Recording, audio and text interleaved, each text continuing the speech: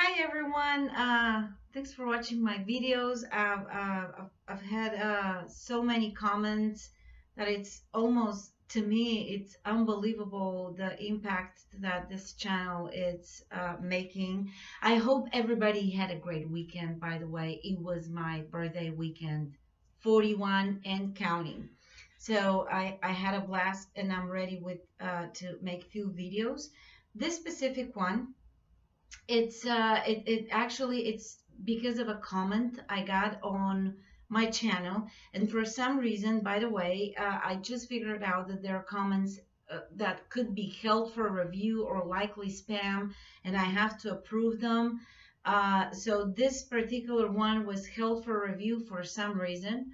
And by the time I figured out how to posted, it was already deleted from the person who posted it. So I'm not gonna mention the name of the whoever posted that comment, but I do want to talk about it with you guys and read it, because I think it has a lot of issues about what we go through, and narcissism and abuse and recovery, and the dynamics itself all together. So by the way, I will try to answer to all the comments and messages sometimes today.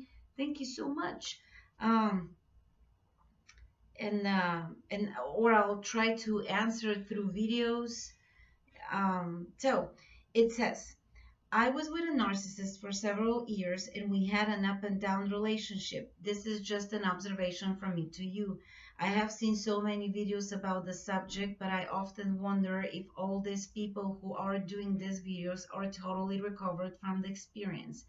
I really hope you are. I feel that after I found out that he was a narcissist, which to me, what the person really is a true psycho asshole or a total psycho bitch on the female version, when I saw the action in real life. All I had to do was to run away from that psycho asshole and find a nicer person. My true love from my own self guided me to get away as soon as possible. I think that narcissists really destroy women and men who have codependency issues and very low self-esteem. I think that's the true core of this problem. Each person has to work on childhood traumas or bad experiences to be able to get away right away from this kind of people who have the type of NPD. Just an observation, but thanks for your time and effort on your videos. I really hope you get over completely from that bad experience to the point that you do not wish to talk about this issue again and truly enjoy your life. Blessings. So, you know who you are if you're watching this video. Thank you very much for watching my video. Thank you very much for the nice words, for the very good wishes, and especially thank you very much for sharing your opinion. And although I'm not going to agree with few points, it's not, I'm not trying to criticize, I'm not trying to talk back to you. It's something that, as an opinion, I think it has so many points that we, people who speak up, really try to deliver a message about it. So to begin with, um, like I said in my last video, like you say here, as soon as I found out he was a narcissist, please don't wait for a diagnosis. No one should. I should have not waited. No one. The diagnosis has to be, I'm not happy. The person who you're with could be not even a narcissist, could be someone who does not match with you and does not make you happy, because you like flying from the roof and he does not, and he is not supporting you in that, and he might end up going to support someone else in totally different thing. You don't care. We should not ever wait for the diagnosis. And one of the reasons that I speak up, and I think it's so important for everybody to get educated on this kind of issues. It's because, for the new generation or these new people, just to be able to recognize, really to recognize that something is wrong, and to recognize that you won't be okay with this person. So to just run away. That's the first comment I had. And then, we don't have to wait on someone being called a narcissist so we can run away. And that's, see, this is really the reality of our relationships. We had an up and down relationship, but once I found out, I run away. You started having an up and down relationship from person to person, not up and down in life to face things, but in a way of communicating. That's not a relationship for anybody. Just, we need to leave. However, this brings me to the next point. Not everybody is able to leave. Some of us cannot, for many reasons. There are people with kids. You could just not grab the kids and tell them, oh, your dad is a narcissist, or your mom is a narcissist. I just found out. So guess what we're going to do? We're going to self-love ourselves and just run. We can't. It doesn't work that way. There is actually a whole process. Divorcing a narcissist and fighting over custody, it's a really, really painful experience for most people. Most victims are destroyed in that process right there before. Oh, look at this. I got a message. I should have waited. Let me just see. It's not.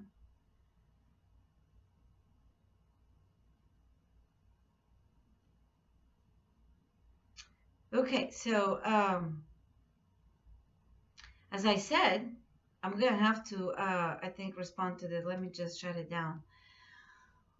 Most of us cannot leave right there. So it's really a process. It's not because we don't want.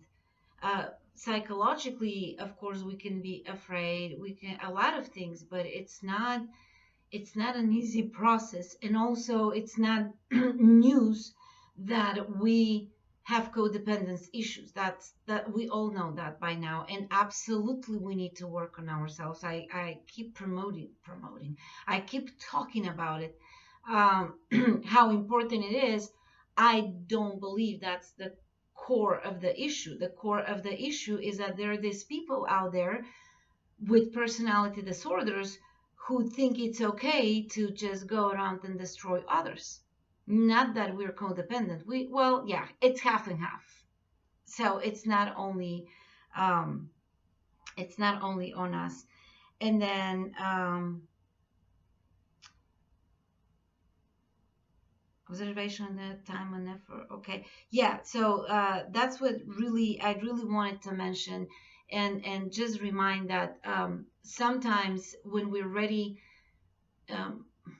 At the beginning of recovery, we could experience friends and family members being very critical of us, or they don't understand what we're doing. They don't understand why we're staying.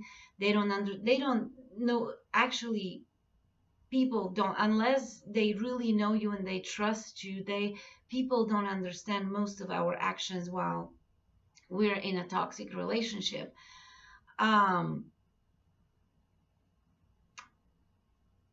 Change your people for a little bit of time. If you don't have to deal with someone and you don't have to explain yourself, especially in the recovery process, just don't do it. After a while, like it happened to me, my friends and my family would be, why are you letting this happen?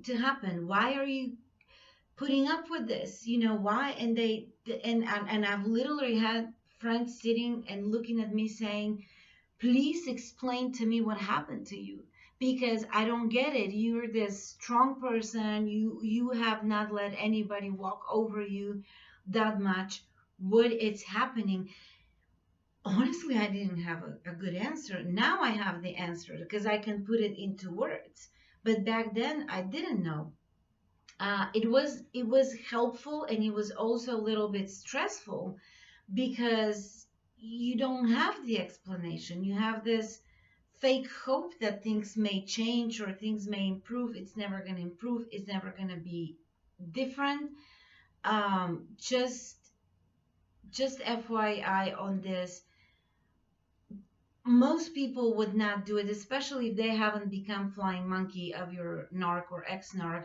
Most people won't do it with bad intentions, but if you talk too much about it with people who don't get it, while you don't understand what's happening, it could really be like pulling you back. Like I always said, once I started recovery, I did, I watched everybody on YouTube.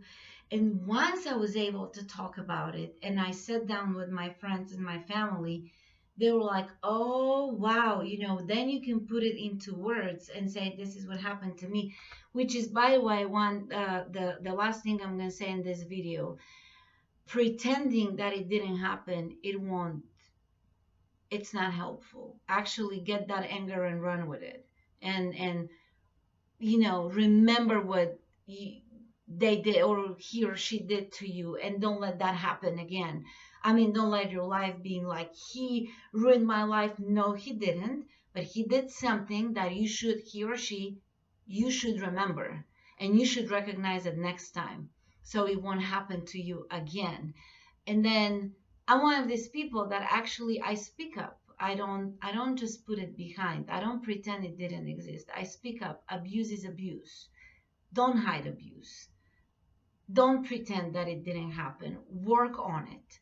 And I believe in passing my story, or my recovery story, because I recovered because of other people who shared their story, which, thank you for doing that. If you don't do it, it's not a bad thing either. I'm just saying that don't hide it, at least not for yourself. Have a few friends that know the truth, but face reality. Face what happened to you. Face how things happened to you. Call it for what it is. It wasn't abuse. It was something very wrong that happened. You made a bad decision. You made a bad choice to, well, of course, you would lure into it and think whatever it is, it happened. You can change your present. I don't know about the future, but you can work on changing your present. If you're one of these people like me, speak up against abuse. Tell your story. Any kind of abuse, even animal abuse, anything wrong. Speak up. Most real changes in life, in history, have happened because someone spoke up, and just suddenly it became something wrong. Back in the day, a lot of things were, a taboo. Today, it's something that it's good or bad, and it's something normal. So, um, I mean, that's me, and I hope you keep up your recovery process, and I hope to see you on my next channel. Next video. I really wanted to read that because I think it's gonna make a lot of you just like me, because I'm a survivor and I went through all this, and it will probably put you into a thinking process, and it might give you an idea of what works for you. So hopefully this comment was helpful for you too, just like it was for me. Like I said, it was not a criticism, it was just talking about certain issues that we go through. And I thank you again for posting it. I don't know why it got deleted. I think you deleted it, or I can't find it. But if I do, I definitely am posting it. Hope to see you in my next video.